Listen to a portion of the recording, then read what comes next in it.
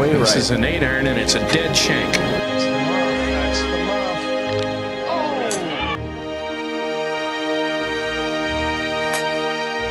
This has gone left and into the jungle where the elephants go to die. Two perfect shots, Michael. You got me in the water on my Good evening, guys. Welcome back to your favourite golf podcast, the Fifth Major. I hope you're all well and still staying safe. But today we have three more special guests. We're a bit of a depleted squadron tonight. Unfortunately, we've lost Andrew Farley to Tesco. We also have, who else missing? Sprout. Big shout out as well to Spider Digital.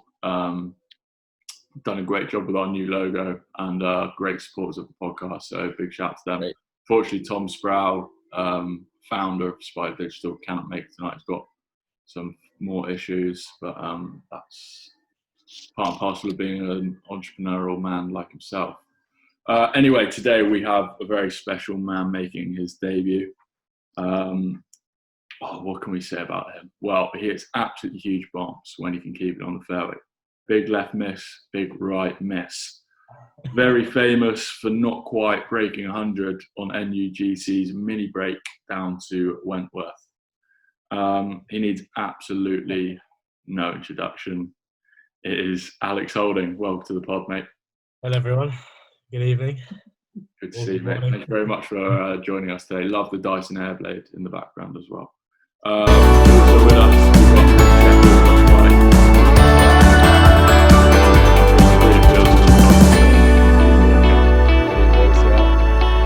Right, boys. Well, today we're going to be talking about golf after COVID. So, obviously, golf's been making a return. We've seen a couple of matches. Just a quick word on that, by the way, boys. How did we feel that the Tiger Woods Tom Brady match went? Yeah, I really enjoyed it. I loved that. I thought Phil sort of made it. That Tiger was a bit quiet.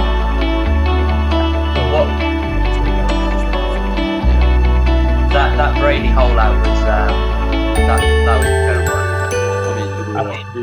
He is awful. Play that back and then pull that out the back.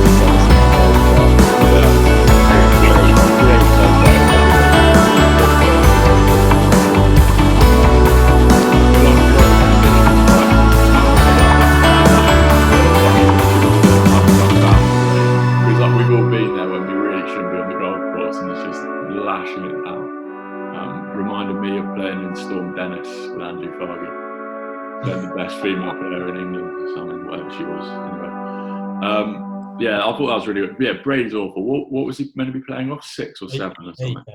8, I think he got given, yeah. Yeah, there was some pretty horror shots. Yeah, as an American football fan though, it was quite interesting to see those guys out on the golf course and kind of out of the comfort zone. But yeah, to see like how competitive that Brady is, especially, is just it's incredible. Even on the golf course, it doesn't leave him. So yeah, that was pretty cool to watch. And it was just golf, wasn't it? After not watching golf for ages, it's nice to see it back on the TV again. Yeah, definitely. Speaking of golf on the TV again, we've got one of the PGA Tour's most prestigious events coming up live from Colonial, Charles Schwab Challenge. It's coming live to our screens on Thursday. How excited are you boys and the patrons at home? Yeah, Can't wait. I can't wait. Yeah. Very strong field. I think it's going to be really good competition, good tournament. Some low scores, I hope. Yeah, I saw something that like in previous years, you've had like 1, 2, or 3 of the top 10 playing in it. But this time we got the 7, I believe, of the world top 10. probably taken out Tiger and I'm not quite sure others. Here we got the feature groups. I've got them in front of me here. We've got in the first one, John Rahm, Brooks Koepka, Rory McIlroy, which will just be not a bad group. Will be bombs. Awesome. I don't know if you boys have know much about. I don't know if you watched Charles Schwab before, but not like the most tricky course in the world. Isn't it? Yeah, it was the Memorial. Is it It's Colonial. Colonial? That's Colonial, it. yeah. Yeah, I don't know. He's really interested in these first 3 events that they're playing.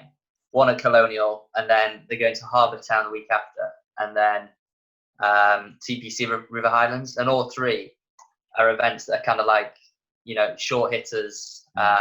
Got to hit fairways, got to be able to maneuver your ball around. So to see some of these guys playing like Rory, Rahm, Brooks, all the big names, they would have never played in these events before. Yeah. And it'll just be really interesting to see how they're going to get on. Like, I absolutely cannot wait to see Rory tee up at Harbour Town. I think the good thing about these events is that we'll see some different names at the top of the leaderboard. Like every year we do it at Harbour Town, you see, like Josh said, the shorter hitters, stuff, and that. I think that's obviously what we've gotten away from with all these courses getting longer and longer as everyone hits further and further. Yeah, there'll be a bit less of the bomb and gouge kind of play, which will suit some of the other guys, which I'm looking forward to. Yeah, love to see guys like Brian Harmon and Ches Reavie coming right into their own in these events. I was expecting quite a low score, but yeah, it's great to see. Like, fair, there's got to be like some sort of reason why these guys. Do you reckon the bank account's suffering? Well, probably not, but they're just desperate to play. Yeah.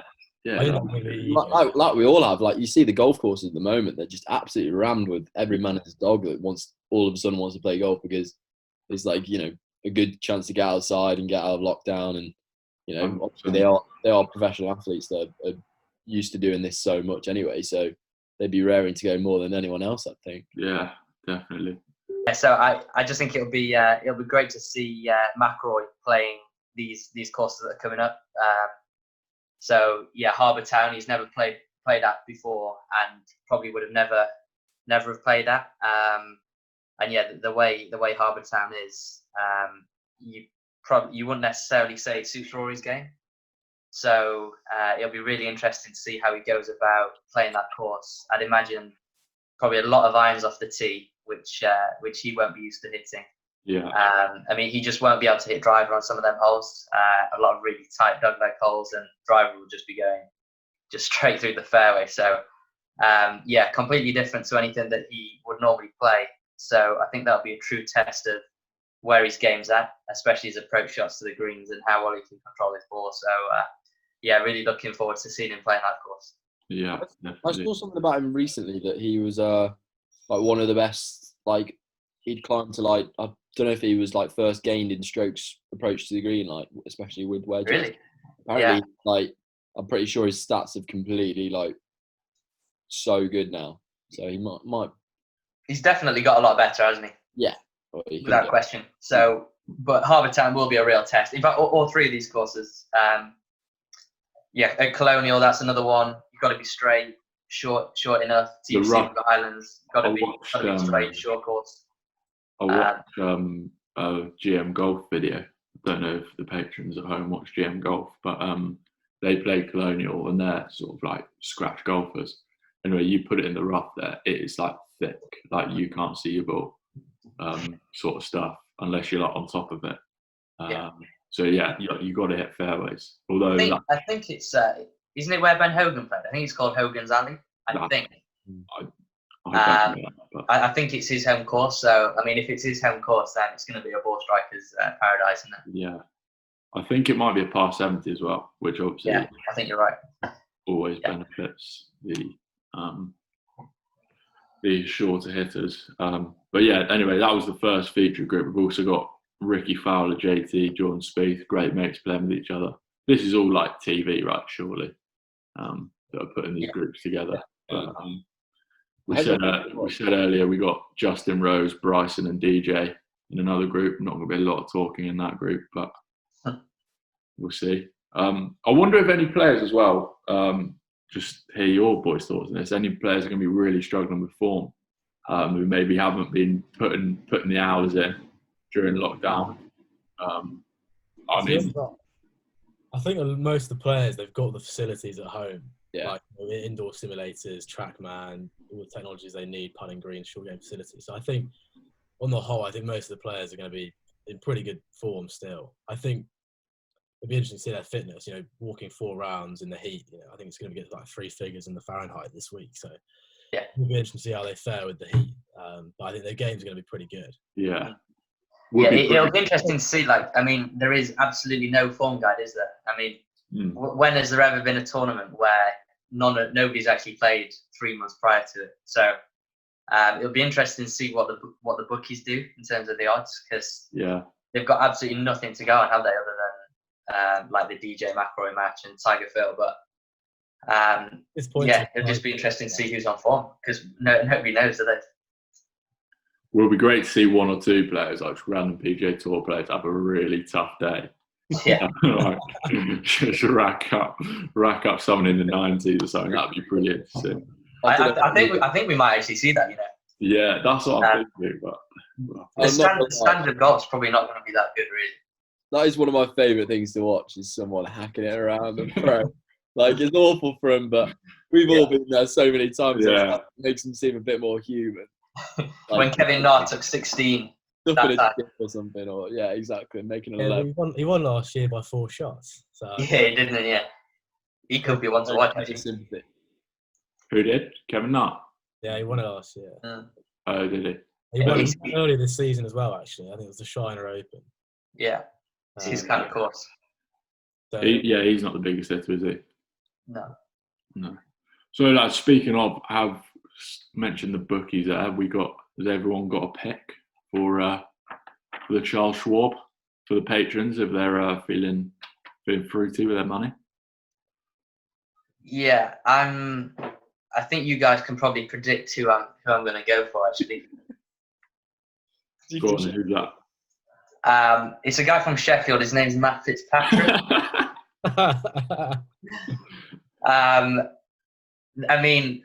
Like I said earlier, these 3 courses coming up are literally man-made for Matt Fitzpatrick. And have a guess who he's got on the bag, by the way. It's Billy Foster, isn't he? No, Billy Foster, because of this quarantine thing, he's not flown out. So have a guess who he's got on the bag for these next few tournaments. His brother. No. You. No. No, not me, no.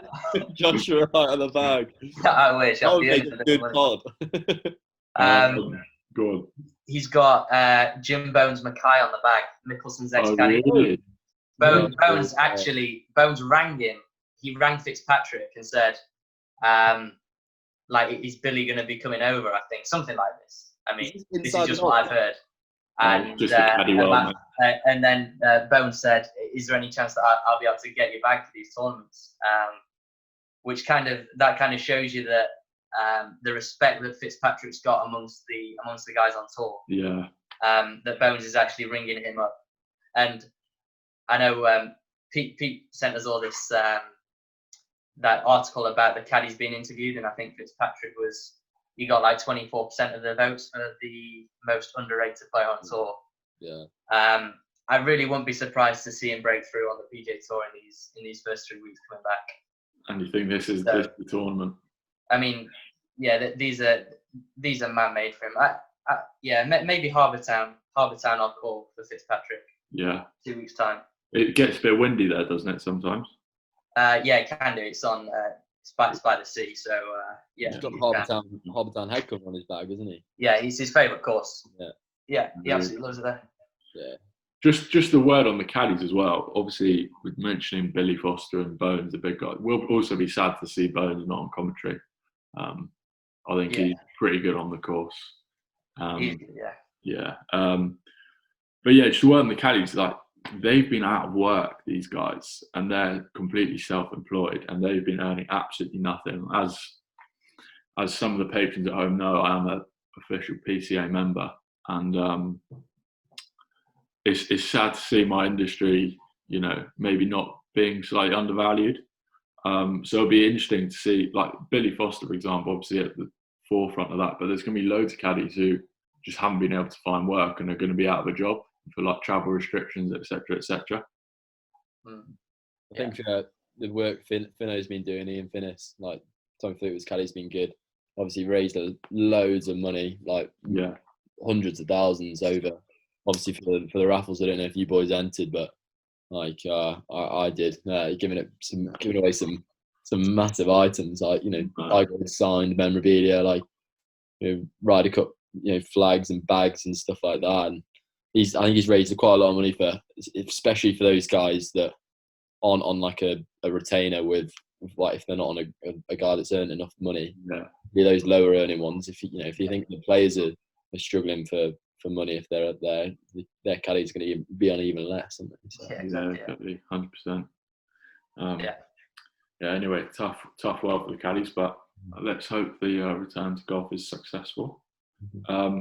Talking about PGA Tour a bit more, so I've got the list here of the schedule. So Josh has mentioned the first 3 tournaments, and then after the Travellers, you got the Rocket Mortgage Classic, Memorial, WGC, FedEx St. Jude, BMW Champs, and then it's the Tour Championship. So that's quite interesting, I think, the dynamics of the FedEx Cup, and it's what I mentioned earlier as well, why these players are having to play these smaller tournaments that maybe they haven't played, because you've got 1, 2, 3, 4, 5. You've only got 6 tournaments left that count for the FedEx Cup, and then it's Tour Championship in September. So that's going to be interesting if they maybe alter the points. I'm not sure if you boys have looked into that. Yeah, no, it's something that I've not actually looked into, but yeah, like you say, there's usually the playoffs, isn't there, where you've got the 3 events where you can earn like quadruple points. So I assume that, I don't know, they're probably just going to have, I mean, they changed the Tour Championship, didn't they, last year, where you start on, the leader going in starts on 10 under and then second on 8 under. But yeah, I'd imagine that they're just going to have to keep the normal point system leading up to the Tour Championship and then just go from there. So anybody that's doing well at the minute is probably going to have a really good chance of winning it. Yeah. So yeah, Sung Jae Im. Watch out. Yeah. But at this point though, like guys like Brooks, they haven't really played a lot of PGA Tour events. I don't know where he is in the FedEx Cup, but hasn't done great either at the start of this season. He's got to put his arse in to get the next 6 events. Otherwise, he's not making it to East Lake, is he? That's going to affect his points, isn't it? Yeah. Actually, just thinking about it, if Spieth is outside the top 125 being the guys that get the card for next year, I'd imagine with Spieth's form that Spieth will be like 180th or something in the FedEx Cup. I don't think he's had any decent finishes. Will he get his card for next year? Because he's not won on tour in the last 2 or 3 years. I was going to say, how long is his exemption from? Yeah. I mean, a win. Isn't a major quite a long time? Would you get unlimited? Obviously, so Masters, he'd be going back every time as a champion.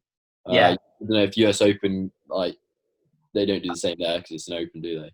I think they usually do. For a normal PGA Tour win, you get an exemption for 2 years. But I think for a major, you get it for 5. So thinking about it, he'll get it on that. But if he hadn't won the Open in 2017, and he could be really struggling to get his tour card. That would be a very sorry sight. Yeah. I'm sure he'd get good sponsors exemptions and stuff like that. I'm sure he would. Into big events, and then he just needs 1 result or 2. Yeah. I think he'll get a result this season, to be honest. I think he's trending. He's been at poor form. I think he needed a break, like a proper break from golf. I think this lockdown is definitely going to just the time to. It's probably what he needed. Yeah, definitely. I think he'll be back in. Look out from this week, boys. Oh, really? Is he your pick, Holding? I really thought long and hard about this. He's not my actual pick, but he's up in the top 3. Yeah. Wild card. But I'll go for Bryson. Bryson. Just because he's had 3 consecutive top 5s this season, pre-shutdown. I just think he's a very determined player. So, yeah. I bet he's been hitting the books during lockdown as well. Yeah, he's one of the guys that would have been practicing hard, isn't he? Yeah. I'd imagine. He's dreaming a minute, isn't he? Yeah. How about you, Pete? Who's your pick?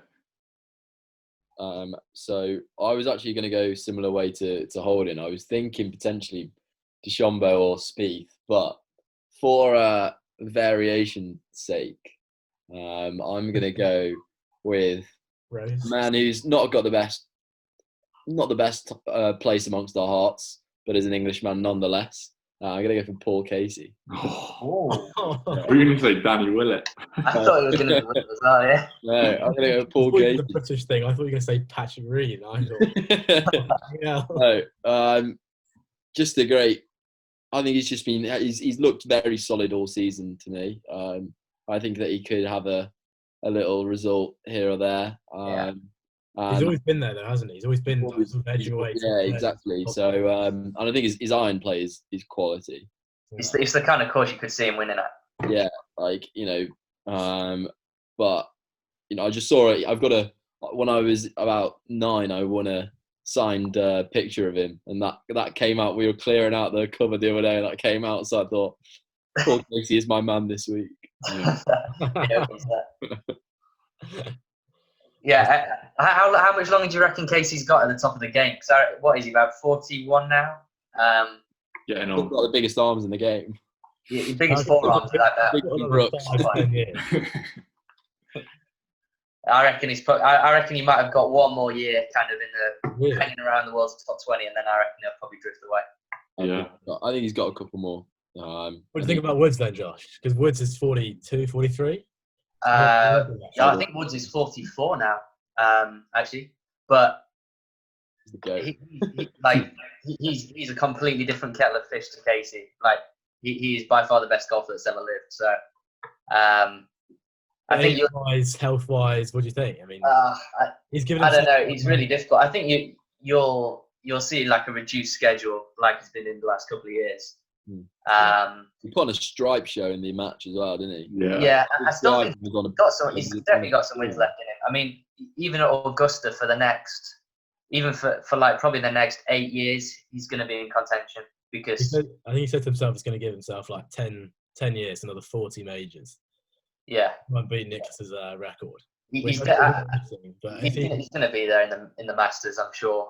I don't think you're seeing contending in like the US Open and events like that.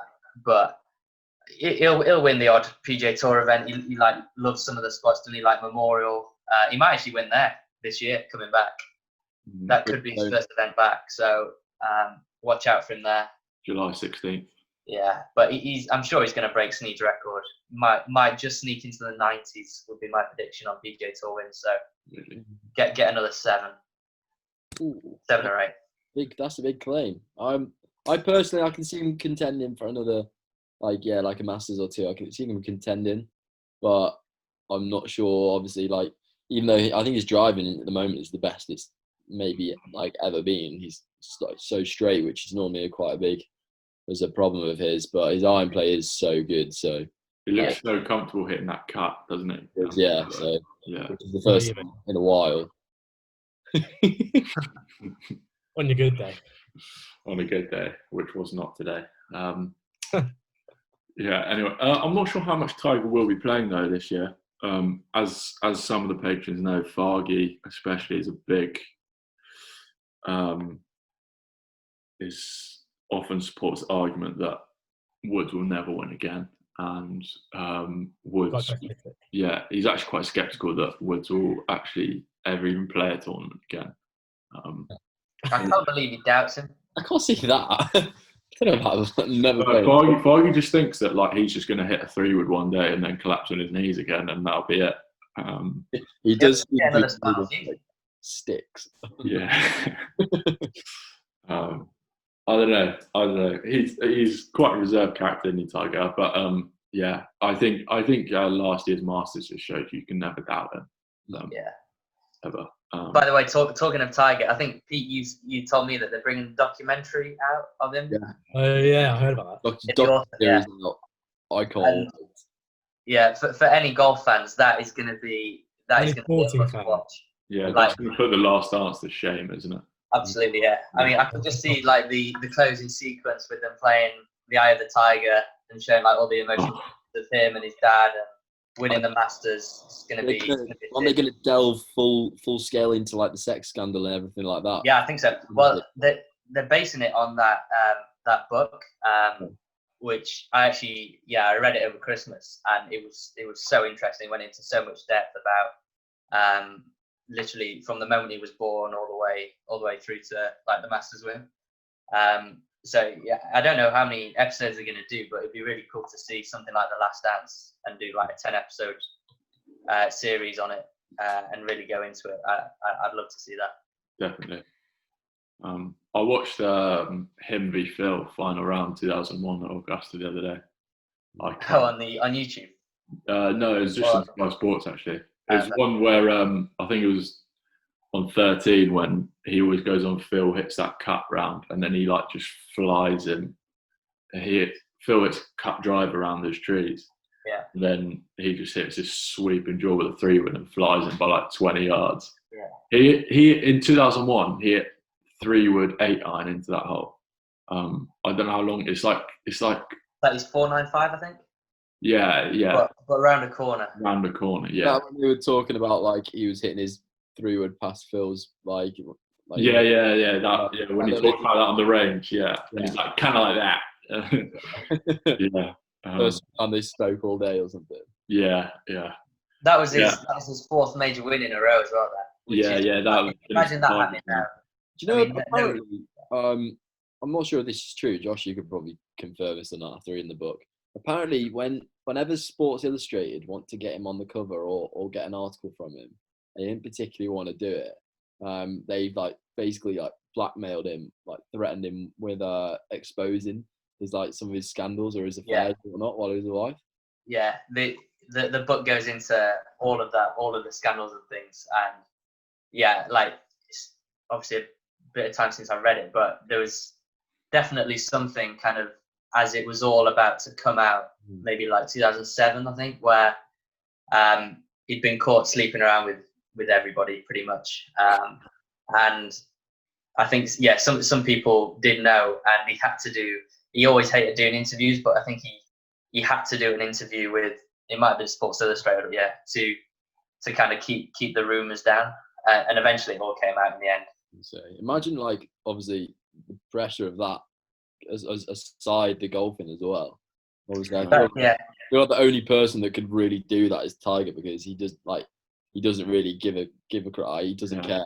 Yeah, he's just a genius, isn't he? I always think that. Yeah, I don't know if genius is Nah, mate, he is. Quite the word I'd delve into. I'd say like how to win 15 majors and sleep with 1,500 women.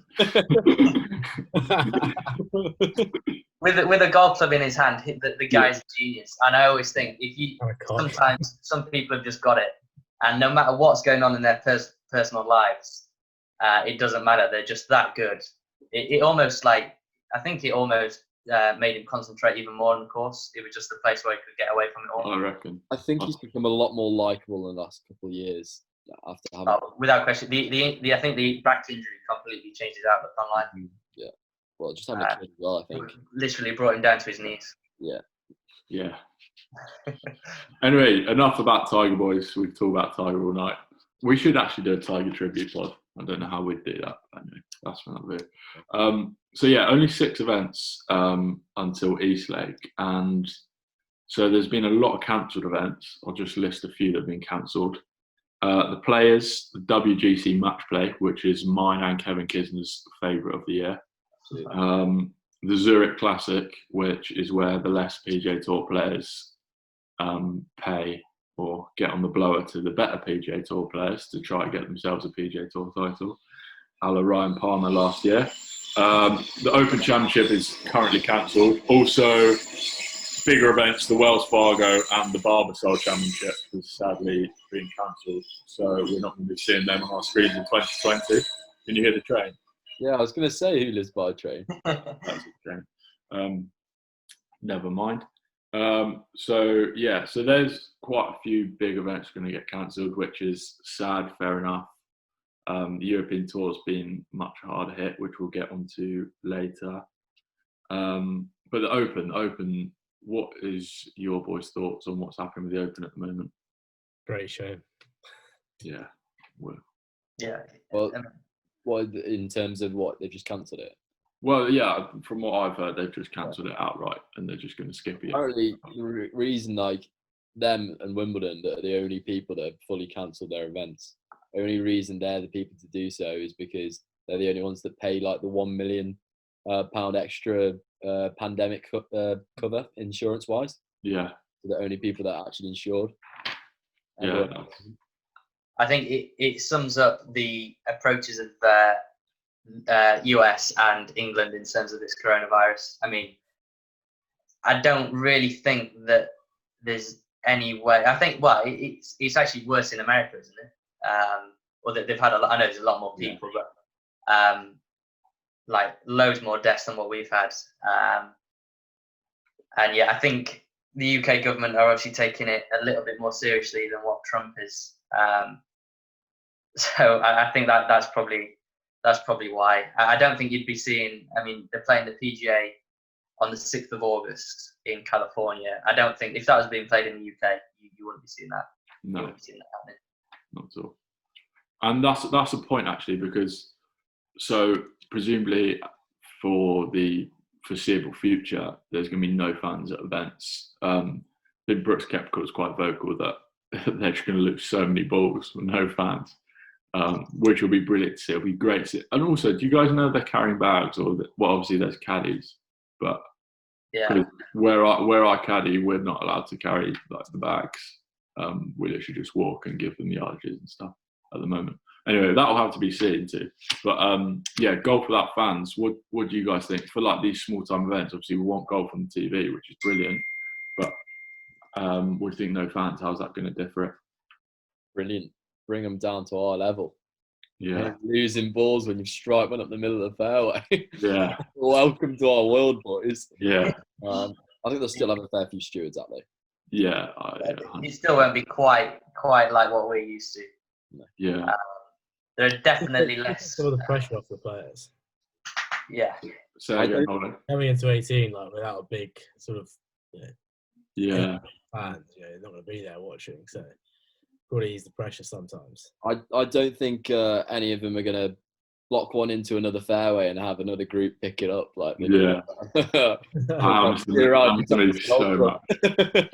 I played a 4-ball yesterday with some lesser golfers, should we say, lesser experienced golfers anyway, and we were hitting like fairway. Like we're constantly looking for balls, and it must have been like 3 or 4 times where we're like, yeah, that'll be on the other fairway, and it just like disappeared. Yeah. And ball, like even as well, like you guys have been playing a lot at the moment, but just balls at the moment I find just disappearing more than ever. So hopefully we can see that go into the pros. But Holden, you make a good point there. Is it going to be different for the players? I'm not sure. I think not because there's less distractions, fewer distractions. Yeah, I suppose. I think like from spectator point of view, like we get the television coverage, and I think as long as the commentary teams are strong, then we'll get some good coverage that can fill in the time, get a lot of course analysis, all that sort of stuff. Yeah, I think for a lot of tour players though, that they've been playing with fans for so long that it's hardly even like an occurrence to them anymore. Like they don't really see them anymore. I think it may be actually stranger that they're not there in a sense. Nice choice. But yeah, I agree.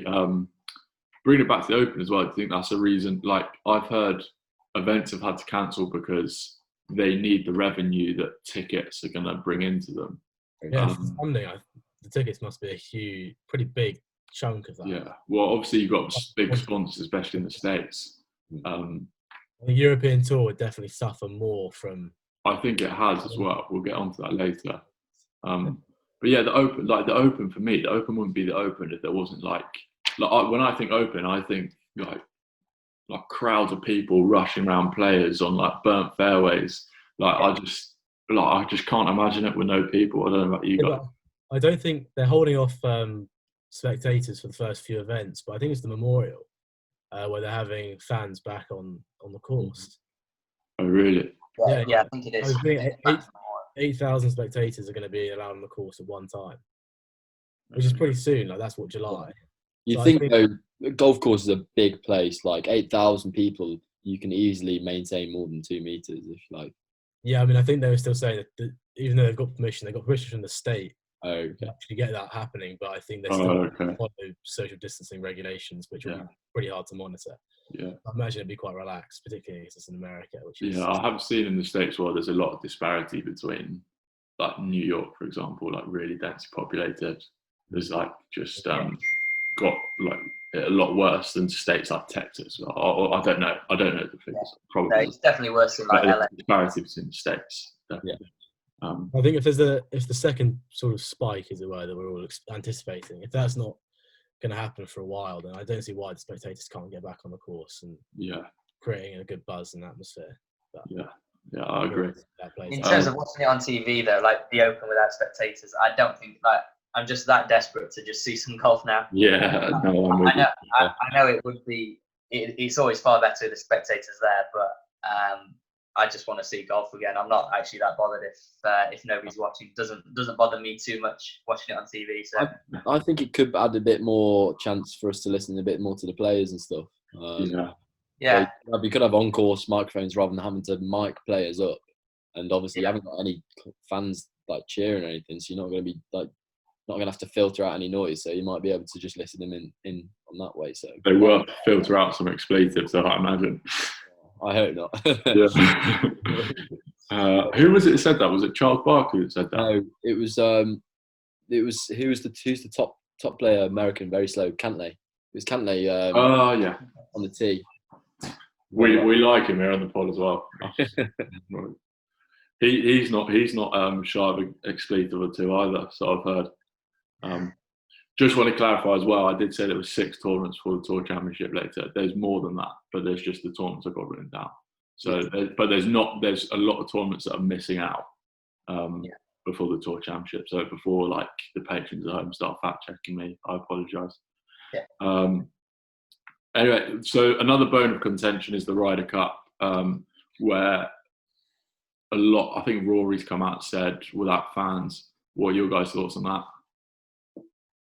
Yeah, I think that is a tournament where you do need fans. Yeah. It's not. I mean, the Ryder Cup is built for fans. I mean, like the national golf course where they played Ryder Cup in France, that was actually just built for fans and the Ryder Cup. Yeah. I mean, it's just a spectacle, isn't it? More than a golf tournament. So as much as I do love the Ryder Cup, I'm not sure you can play if you can't allow fans on the course. Personally, I think just get it to next summer. Yeah. I saw a couple of people as well. Can't remember who said it, but putting Ryder Cup back into odd years. I don't know how that worked with the President's Cup as well. And I don't remember their reason behind that. And what's the women's? Solheim, just clashed. I think it just clashed with other sporting events. But I think that like Josh said, it's like made for fans. I can't really imagine like the Patrick Reed Rory match when one of them fist bumping to no one. Like, it's like in box matches. We're not like shaking our opponents, are we? Like, yeah, exactly. Like, you don't. You'd only give it a fist bump when everyone's watching, and even then, you still feel like a massive. Yeah. Like 10 people watching. Yeah, speak for yourself, Pete. Also, I think the US Open is scheduled the week before the Ryder Cup as well. Yes, that is correct. That would be a great couple of weeks. I mean, I don't know. I think Josh mentioned it in one of the other podcasts. Like, I think usually the US team can turn up to these Ryder Cups kind of undercooked, when it could spell danger for the European team if the US Open is the week before the Ryder Cup, so their games are going to be in tip-top shape. Europe could be struggling there, so it might be a good thing if it gets postponed a year. And as well, to go on, Pete. Could be mentally drained, couldn't they, all the players? Yeah, exactly. From that. So, especially if European players are all bombing out early at US Open, missing they got a few extra days to prepare. You might actually see that. You might see some bombs. Just that missing the cut on purpose, making triple bogeys on the 36th hole. Yeah. That's a Patrick Reed move. I can see Patrick Reed doing that. A putt to make the cut. Yeah. As well, the US, like you're going from US Open course to US Open course, aren't you? And intensity to intensity. So that could be a very good warm up. That was a very good point I didn't think of. Also, Masters meant to be in November. So presumably, I'm not an expert on the weather in the state of Georgia, but I would imagine that's going to change the course quite a lot from April. More towards our autumn kind of. Yeah. Yeah, I mean, I know Augusta. They've literally got every gizmo going that can, you can pretty much decide what conditions you want the course to play, no matter what the weather is. Like they've got underfloor heat. They can control anything. They've got like heaters under the plants, so that like if the azaleas haven't come out the week before the Masters, they'll just stick the heaters on and they'll pop out. So forget fans, we can't play golf without the azaleas. Yeah, and that's the thing. With it being in November, like a lot of the Masters is like the sights and sounds of it. And in November, I'd imagine I'm not a expert on gardening or anything, but I'd imagine the flowers will have come out in the summer and they'll have all died away by November. And no heating is going to bring them back out again on the 12th of November. So I saw quite interesting to see what it looks like. I saw a picture someone took from Augusta in the fall, and obviously, like it is what you'd expect, like brown leaves. So that I think like Josh is right. Like half the things you tune in for is to see the immaculate like carpet azaleas, carpet fairways and azaleas. But no, it's going to be like, obviously it won't be tip top. The ground is only so like perfectly manicured it can be in that time of year. Yeah. It won't be as green. It won't definitely obviously all the trees and everything will be brown. It'll give a completely different look to the course. It'd be quite interesting. Yeah. Also, apparently Tiger, obviously his stats over the years is that his game in the fall is, or I might be Rory actually. I think it's Rory. Rory plays really well towards end of the season where this would be coming in. But is that not just because courses play longer? And softer, surely. I don't think so. I think there was something about his stats generally is just over the course of the season his stats improve, but obviously not necessarily always changing weather. Okay. Well, I think the course will play longer in November. Yeah, well. Yeah. Which would do Rory, to be fair. Yeah. But yeah, I can't wait to see that. It'll just be so unique and different. Who's going to wear the green jacket? Not Rory. Yeah, John Rahm. I'm backing John Rahm to win a major this year. I've said it on the Next Decade pod, and I've said it on other pods as well. I reckon he was going to take it home if, obviously, without COVID. I think he would have taken it home. I agree. I had him full odds on shoeing. I was going to put big money on him. Yeah. Throw down. I'm actually backing him to be, if not winning, the FedEx Cup this year. I'm not sure where he's sitting at the moment, to be honest. Doing all right. He's doing all right. Yeah, I'm sure he's doing fine. I'd put money on him to be world number one within 18 months. I think a lot depends on Rory, because Rory is also in the form of his life at the moment. Yeah, cool. But yeah, I'm going to say his life because he was like, yeah, that's true. But he is looking pretty impressive. He's playing incredible. Yeah. I think Webb Simpson's in the top 5 rankings at the moment. FedEx. Is it? Yeah, Webb Simpson. Very underrated player, isn't he? Yeah. He's someone you can't I don't know about you boys, but I can't say much about Webb Simpson's game. He swings it awfully. Exactly, I can tell you that.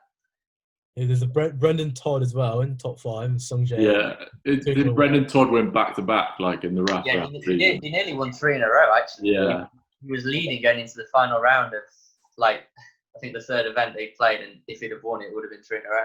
Hold his words. Keep his card. He did. Yeah, clutch. That is clutch. Yeah, beat Jordan Spieth next year. Where's Lanto Griffin holding? Good question. Because I'm pretty sure he was doing pretty well last time I checked.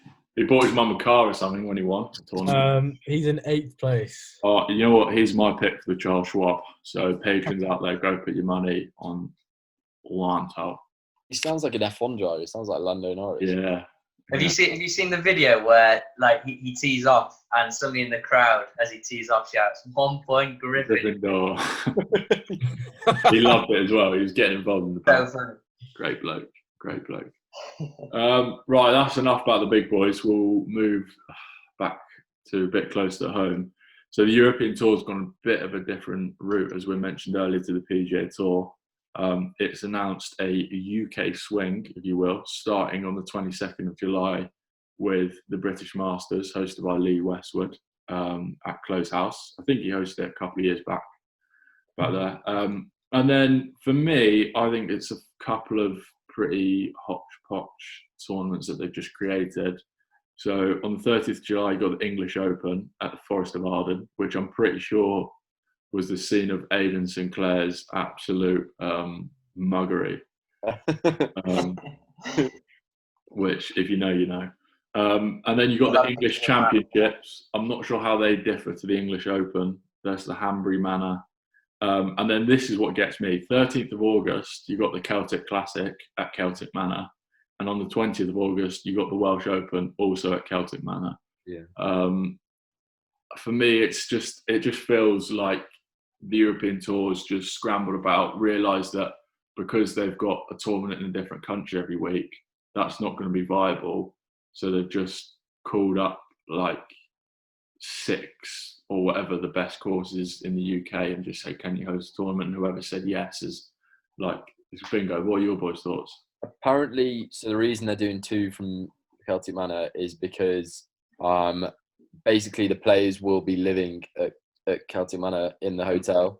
Right. So they'll be using that as a base. And obviously that's the reason they've done 2 there. I agree, like I don't think there should be 2 there. I think 1.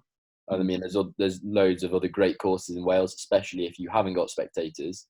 Then I think it should be an opportunity to use courses that you would never play because they wouldn't be able to facilitate spectators. I mean, like how many unbelievable golf courses around the country that you would never see on TV. Yeah. They can't like facilitate a spectator. Yeah, that is true. It's such a great opportunity to, you know, get some of these courses, like Pete says, that you'd never normally see because of logistical reasons. Like it would be so nice, wouldn't it, to see like even the Hollingwell or Woodall Spa or just these great UK courses that aren't really like a Sunningdale or something like that. Yeah. I mean, what a good chance it is to get some of them on TV and get the pros playing them. So it is quite nice to see. I mean, I always think it's a shame that the UK doesn't get more golf events because any golf events we get, I mean, they're always unbelievably well supported, aren't they? And then you go to Dubai and there's like a man and his dog watching.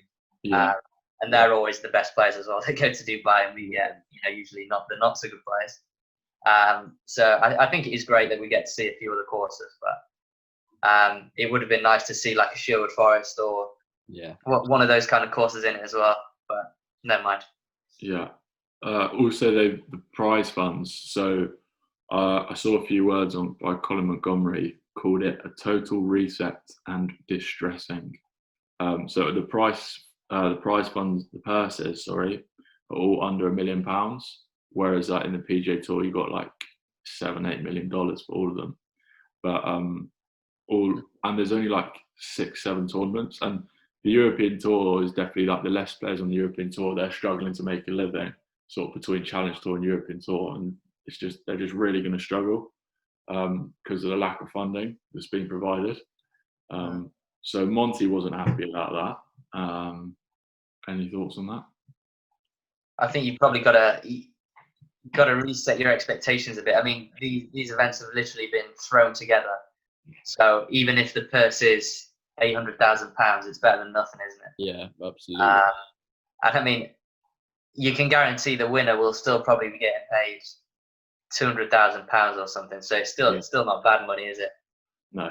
So I'd like to see in this kind of time maybe a little bit of a keeping the lower payments a little bit higher and just staggering them a little bit less. So the winner doesn't win as much, but the low guys do, because I think probably all those kind of golfers will be needing money in this time.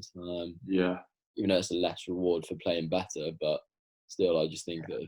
Yeah, I agree. That's a little bit too charity wise. Yeah. These guys are pro golfers at the end of the day. Yeah.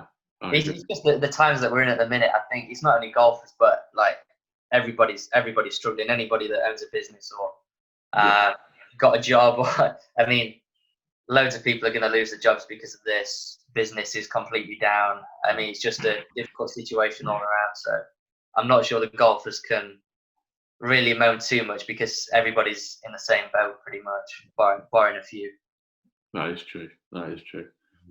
Also, it'll be interesting to see who's like eligible to play on that European tour, and maybe there's some guys like I know. I think was it Tyrrell Hatton or Tommy Fleetwood, Pepper, one of those guys. They came up and said like, "Why would I go to America? They got it so bad over there. I'm going to stay in England and be safe from the virus." So we'll have to wait and see what the fields are like for these events. But it could. I mean, I think it's got potential to be like a real flop, if I'm being honest. I looked as well that Alfred Dunhill Link's been moved to October the 1st. That's still not permitting fans as is currently stated. Whereas, what do you say, Holding, when they get fans in the US? It's the Memorial, so. Did you say? It's like mid-July, I think. Mid-July, yeah. About 4 events maybe. Yeah, so that kind of just reiterates the point that we were saying earlier. As well as like some tournaments, as I was saying, unlike the PGA Tour, that they need that getting the crowds in to sort of fund the tournament.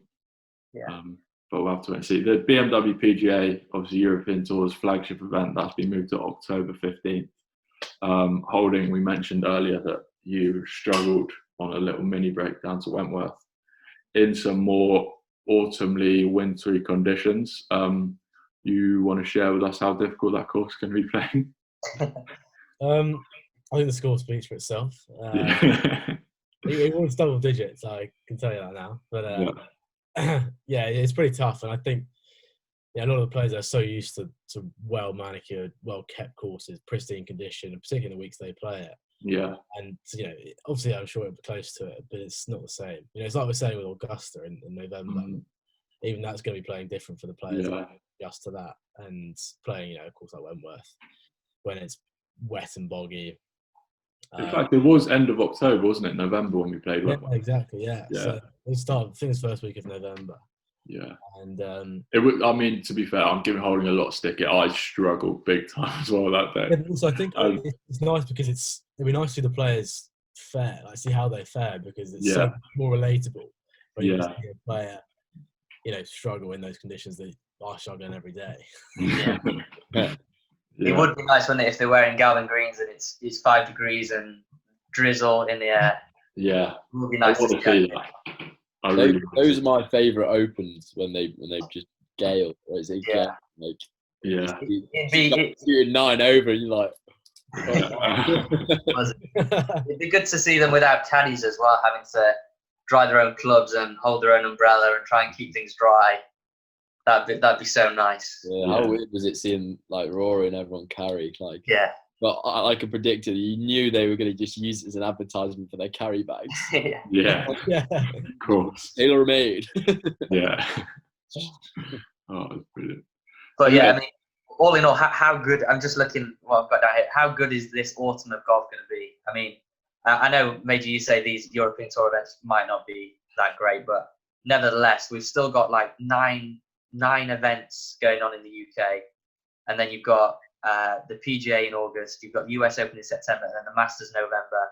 You've got Wentworth in the autumn, a potential Ryder Cup, when normally you'd be playing like the Zozo and the CJ Cup.